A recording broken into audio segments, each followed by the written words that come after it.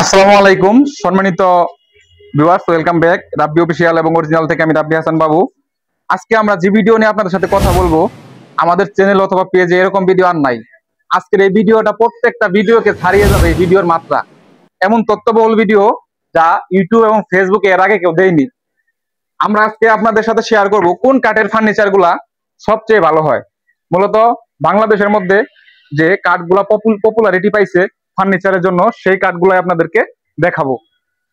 তো র্যাঙ্কিং করব আজকে আমরা ফার্নিচারের বর্তমান বাজারে যে কাঠগুলা মানে মোস্ট পপুলারে আছে, তার মধ্যে সবচেয়ে যে বেশি পপুলারে আছে বা কাঠের রাজা যাকে বলা হয় সেটা হচ্ছে কাঁঠাল কাঠ।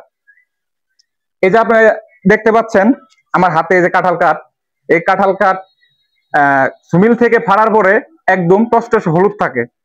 এই কাঠটি যখন আপনি আহ ব্যবহার করবেন ফার্নিচার বানিয়ে, সময়ের সাথে সাথে আস্তে আস্তে খয়েরি রঙের হয়ে যাবে বা একদম কাঁচা হলুদ থেকে আস্তে আস্তে পাকা হলুদের মতো হয়ে আসবে। তবে কাঁঠাল কাঠের কিন্তু মারাত্মক একটা ক্ষতিকর দিক আছে, সেটা হচ্ছে কোনটা? বিশেষ করে কাঁঠাল কাঠের পল বাকলা একেবারেই রাখা যাবে না। কাঁঠাল কাঠের যে পল বাকলা, এটা যদি আপনার ফার্নিচারে রাখেন, আপনি যদি মানে 10 টাকা দিয়ে কিনেন বা 10,000 টাকা দিয়ে কিনেন, সেটা বিষয় না, কিন্তু পল বাকলা যদি থাকে আপনার লাখ টাকার ফার্নিচারও নষ্ট হয়ে যাবে। আর যদি পল বাকলা না থাকে, আপনি যদি 10,000 টাকা দিয়ে বা 10 টাকা দিয়েও কিনেন বা ফ্রি নিয়ে আসেন, আপনার লস হবে না। বিশেষ করে কাঁঠাল কাঠকে আমরা কাঠের ডিপার্টমেন্টের কাঠের রাজা বলে থাকি। আমার দিক থেকে আমি বলি, অনেক ভাই বাদার আছেন যারা দেখতেছেন, আপনারা কে কি মনে করেন অবশ্যই কমেন্টে জানাবেন। এটা হচ্ছে কাঠের রাজা। তো এটা আমরা রাখলাম। এবার আমরা আপনাদেরকে দেখাবো যে কাঠের ডিপার্টমেন্টে কাঠের রাজার পরে রাজা আছে। এটা হচ্ছে আরেক রাজা, এটা হচ্ছে সেগুন কাঠ। স্ক্রিনে আপনারা হয়তো দেখতে পাচ্ছেন যে চিটাগাং সেগুন কাঠকে কিন্তু আহ মূলত পপুলারিটি বেশি দিয়ে থাকি আমরা। চিটাগাং সেগুন কাঠ দিয়ে আপনার ফার্নিচার যদি বানান, পল বাকলা রাখা যাবে না, সম্পূর্ণ সারি কাঠ হতে হবে। তবে পল বাকলা রাখলেও ওই যে কাঁঠাল কাঠের পলের কথা বললাম, ওই রকম হবে না। সেগুন কাঠের পল ঘুন পোকা দেরিতে খায়। সেজন্য আপনি চাইলে আপনার সাধ্য অনুযায়ী যদি সারি কাঠ না নিতে পারেন, যদি পল বাকলা কিছুটা হলেও থাকে সেগুন কাঠে, তাহলে সমস্যা হয় না। চেষ্টা করবেন চিটাগাং সেগুন কাঠ দিয়ে ফার্নিচার তৈরি করবার এবং পল বাকলা না রাখার। চিটাগাং সেগুন কাঠ দিয়ে ফার্নিচার বানাবেন। এটাও সেগুন কাঠ হচ্ছে 2 নম্বর র্যাঙ্কিং এ। এরপরে যে কাঠ দেখাবো, এটা বর্তমানে বাংলাদেশের জন্য খুব ডিমান্ডেবল কাঠ। এই কাঠটা ফার্নিচারের জন্য খুব পপুলার বাংলাদেশের জন্য। বিশেষ করে যে এই কাঠটা দেখতে পাচ্ছেন, এটা হচ্ছে চিকন পাতার অরিজিনাল আকাশমণি কাঠ। এই আকাশমণি কাঠ দিয়ে বিশেষ করে যত ফার্নিচার আমরা ধনী গরিব মধ্যবিত্ত উচ্চবিত্ত যত মানুষ আছে সবার চাহিদা মেটাচ্ছে এই কাঠ।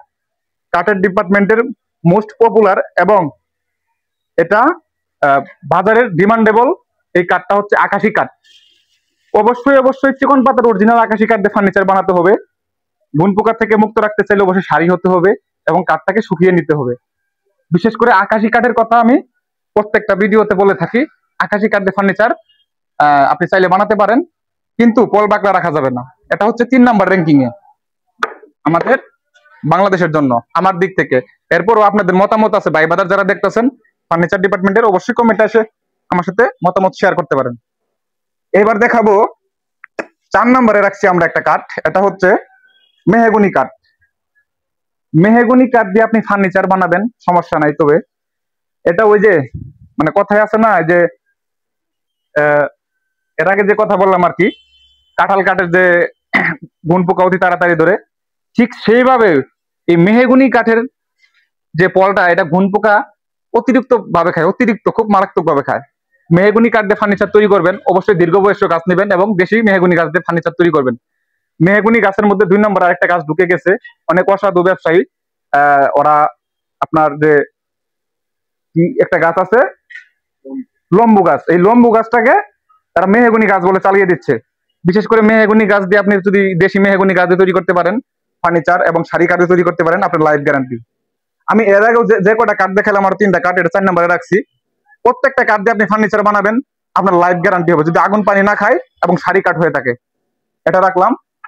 এরপরে এটা বাজারে তেমন চাহিদা নাই, তবে এরপরেও এটা অনেকে বলতে পারেন যে এটা চাম্বল কাঠ নাকি, এটা হচ্ছে গামারি কাঠ। এরকম ধরনের চাম্বল কাঠও আছে বা বিভিন্ন কাঠ আছে। এই গামারি ক্যাটাগরির মধ্যে এরকম কালারের মধ্যে বিভিন্ন কাঠ হয়ে থাকে। তবে আপনি চাইলে গামারি কাঠ দিয়ে ফার্নিচার তৈরি করতে পারেন, বা গামারি কাঠটা বিশেষ করে আর মেহগনি কাঠটা বিশেষ করে দরজা পাল্লার ক্ষেত্রে ব্যবহার করা হয়। তো এটা হচ্ছে আমাদের 5 নাম্বার র্যাঙ্কিং এ। তো আমরা 1 নম্বরে রাখছি কোনটা, কাঁঠাল কাঠ 1 নাম্বার, 2 নম্বরে রাখছি সেগুন, 3 নম্বরে আকাশী, 4 নম্বরে মেহগনি, 5 নম্বরে গামারি। এই 5টা কাঠ হচ্ছে বাংলাদেশের জন্য মোস্ট পপুলার ফার্নিচারের জন্য কাঠ। তো ফার্নিচার আপনি নিজে ডিসিশন নেবেন আপনার ফার্নিচারটি আপনি কি কাঠ দিয়ে বানাবেন। তো আশা করি কিছুটা হলেও আপনাদেরকে ইনফরমেশন দিতে পেরেছি, বিশেষ করে কোন কাঠ দিয়ে ফার্নিচার তৈরি করলে ভালো হয়, কোন কাঠগুলো আপনার ফার্নিচারের জন্য ভালো না। এই ধরনের ভিডিও পেতে আমাদের চ্যানেলটি সাবস্ক্রাইব করবেন। যারা ফেসবুক থেকে দেখতেছেন অবশ্যই ফলো করবেন। এখনকার মতো এ পর্যন্তই। আল্লাহ হাফেজ।